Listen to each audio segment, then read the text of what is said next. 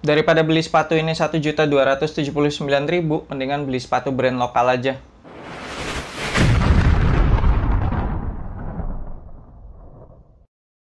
Halo Abas di seluruh Indonesia, balik lagi sama gue Value Brainwash di Anak Basket Channel. Dan di video kali ini gue akan ngebahas performance review Nike Kyrie Flytrap 4 ini.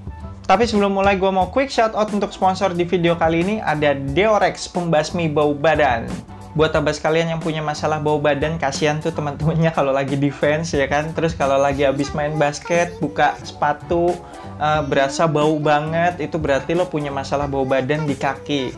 Dengan Deorex ini abas kalian tinggal semprotin di ketiak atau di kaki, sehari cukup sekali kok. Niscaya lama-kelamaan masalah bau badan abas kalian akan hilang. Dan Deorex ini beda loh ya sama deodoran. Kalau deodoran tuh cuma nutupin pori-pori doang biar keringat abas kalian nggak keluar. Tapi kalau Deorex ini dia membunuh kuman-kuman atau bakteri-bakteri yang menyebabkan bau badan. Jadi dia lebih menyembuhkan. Oke, lanjut performance review. Kita mulai dari traction.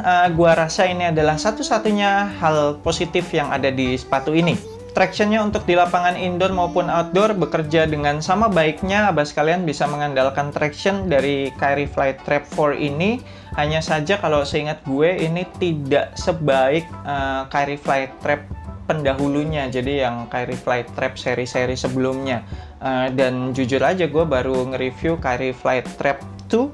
Karena yang 3 kenapa gue nggak review, karena sama aja itu setup outsole midsole-nya sama persis, cuma diganti uppernya. Jadi gue merasa nggak perlu di review. Kalau abas kalian penasaran sama performance review Kyrie Kalau abas kalian penasaran sama performance review Kyrie Flytrap 3, itu bisa ngeliat yang Kyrie Flytrap 2 karena itu benar-benar sama persis. Nah, meskipun traction di Kyrie Flytrap 4 ini tidak sebaik dengan seri Flytrap yang sebelumnya, tapi bukan berarti jelek loh ya. Masih oke, masih tetap bisa diandalkan, masih aman. Nggak ada sih gerakan-gerakan crossover gua maupun manuver-manuver lain gitu yang tiba-tiba gua kepleset gitu gara-gara tractionnya. Nggak ada, ini tractionnya masih oke kok. Dan dengan pola traction yang rapet-rapet kayak gini nih, ini cukup ngangkat debu ya. Jadi pastikan abas kalian rajin-rajin wipe off, apalagi kalau main di lapangan yang berdebu. Setelah abas kalian wipe off itu nggak akan ada masalah, tractionnya kembali bekerja dengan baik. Overlap outsole di bagian dalamnya ini juga kepake banget. Jadi kalau kaki kita lagi miring banget ya, tingkat kemiringannya cukup ekstrim, itu masih ke cover nih sama overlap outsole yang ada di bagian dalam ini. Jadi kita nggak kepleset. Kemudian bahan rubber outsole-nya juga termasuk yang squeaky.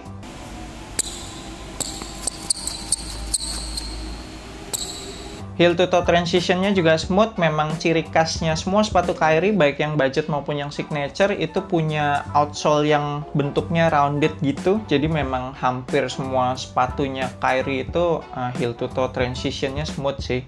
Kemudian durability-nya, meskipun sepatu ini sudah berlabelkan XDR, tapi kalau gue dorong-dorong sih traction pattern-nya agak-agak lunak ya. Jadi gue agak ragu apakah traction pattern di sepatu ini bakalan awet banget. Kemungkinan awet aja, nggak sampai banget.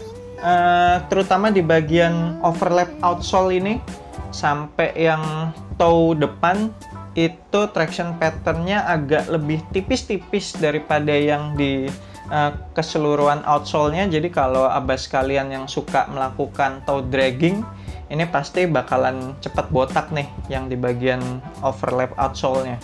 Untuk cushionnya ini sangat amat disayangkan. Kenapa sangat amat disayangkan? Karena sebenarnya sih udah ada sedikit improvement dengan semakin besarnya zoom unit di bagian forefoot. Itu berasa banget sih. Jadi pas gue napak itu berasa tuh ada zoom unitnya gede tuh, lumayan gede di bagian forefoot, berasa banget. Cuma sisanya Phylon midsole yang di bagian heelnya ini keras banget, bener-bener nggak ada empuk-empuknya, kurang responsif juga, nggak membal juga. Jadi impact protectionnya juga jelek. Gue habis pakai sepatu ini 2 jam, berasa sih agak nyut-nyutan tuh di bagian lutut sama tumit gitu tuh, agak berasa nggak enak lah. Terus bagian tapaknya ini juga berasa tipis banget, jadi berasa kayak kaki kita langsung ngehantem lantai. Feelingnya aneh banget. Udah tapaknya tipis, terus tiba-tiba ada yang nyembul gitu, si zoom unitnya itu berasa ada yang nyembul gitu. Jadi kalau ngomongin core feel, nih ekstrim nih core feel-nya. Bener-bener berasa napak tanah, hampir kayak nggak ada sole-nya gitu loh. Makanya gue bilang di awal video, udah mendingan daripada beli sepatu ini 1.279.000, mendingan beli sepatu basket brand lokal kita aja deh, local pride. Deal, you got a goddamn deal. Lanjut ke material. Ini upper materialnya bener-bener jelek banget sih, murahan banget. Ya di kaki sih nggak berasa nggak enak gitu, masih oke lah, masih lentur, terus juga ngeflexnya gampang ya kan, soalnya lentur banget. Jadi zero break in time, terus juga breathable, masih oke sih kalau di kaki. Tapi kalau kita pegang-pegang gini berasa aja ini murahan banget. Material tali juga aman, nggak pernah lepas-lepas, terus juga padding di lidah tipis banget. Tapi untungnya kebantu sama ada synthetic leather di bagian lidah yang paling atas. Jadi ketika gue ngencengin tali sepatunya kan, itu kenanya si synthetic leather ini nih, jadi nggak bikin sakit pergelangan kaki kita yang bagian depan tuh. Padded collarnya juga meskipun tipis, tapi ternyata udah cukup untuk memberikan kenyamanan di sekitaran ankle sama bikin kaki kita nggak molos-molos gitu. Dan balik lagi, menurut gue dengan harga segitu kita dapat material yang sejelek ini sih, mendingan beli sepatu basket brand lokal. Deal, you got a goddamn deal. Kemudian fitnya ini true to size. Untuk fitnya menurut gue juga kurang oke ya, karena masih menyisakan banyak ruangan di toe. Bahkan di bagian jempol kaki gue itu masih ada sisa ruangan sekitar 1 jari telunjuk. Tapi kalau untuk kanan kirinya sih udah pas, udah oke lah. Paling untuk menyiasati supaya fitnya lebih mantep, abah sekalian bisa pakai double socks. Dan dengan sisa ruangan yang segitu banyak, abah sekalian yang kakinya lebar itu kayaknya nggak perlu upsize deh, tetap true to size aja supaya dapat fit yang lebih maksimal. Lagian bahan upper mesh-nya ini seiring pemakaian nanti bisa semakin melar gitu kan, jadi bakalan pas tuh buat yang kakinya lebar.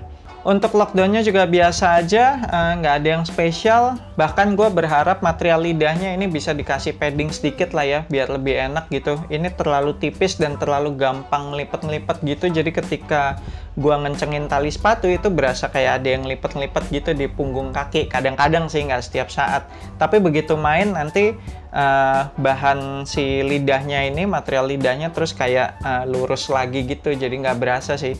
Cuma berasanya pas waktu awal ngiket tali sepatu aja. Terakhir, supportnya nggak ada masalah, biasa aja, tidak ada yang spesial, nggak ada support yang sampai spesial banget. Ini kayak ya sepatu basket basic, tapi semua support yang lo butuhin lo dapet di sepatu ini. Kayak support bagian depan ini udah ada overlap outsole kan, meskipun nggak ada fuse overlay di bagian toe-nya, tapi udah cukup sih. Gue nggak menemukan ada masalah ketika gue ngerem pakai kaki depan gitu atau step back gitu. Terus support bagian samping, gue nggak tahu ya apakah di punch hole yang dua paling depan ini itu nyambung sama kayak sabuk gitu di bagian dalam si mesh-nya, tapi berasa sih pas gue ngerem pakai kaki samping ini kayak ada yang nahan. Gue rasa sih ada ya ini sabuknya. Jadi kalau gue ngencengin tali sepatunya, ini si sabuk yang ada di dalam mesh-nya ini bakalan ngasih support ekstra. Karena kalau nggak ada apa-apa di sini, kayaknya bahan mesh-nya sih nggak kuat deh nahan kaki gue, karena ini mesh-nya cukup tipis. Jadi bakalan berasa keluar-keluar tuh kaki gue. Tapi kayaknya memang karena ada sabuknya, mudah-mudahan gue bener emang ada, jadinya berasa kakinya ketahan sih. Oke sih. Support bagian heel juga nggak ada masalah. TPU heel counternya Nike sih emang udah deh, udah aman banget lah. Nah, paling masalah kestabilan sepatu ini nih. Jadi karena di sepatu ini tidak ada outrigger, terus juga base-nya sepatu ini bukan yang termasuk lebar gitu, terus juga rounded. Jadi memang berasa kurang stabil. Kalau buat lompat-lompat gitu pas mendarat sih, gue berasanya kurang stabil. Tapi ini masalah preference masing-masing ya, masalah gaya bermain masing-masing. Karena bukannya jelek loh ya.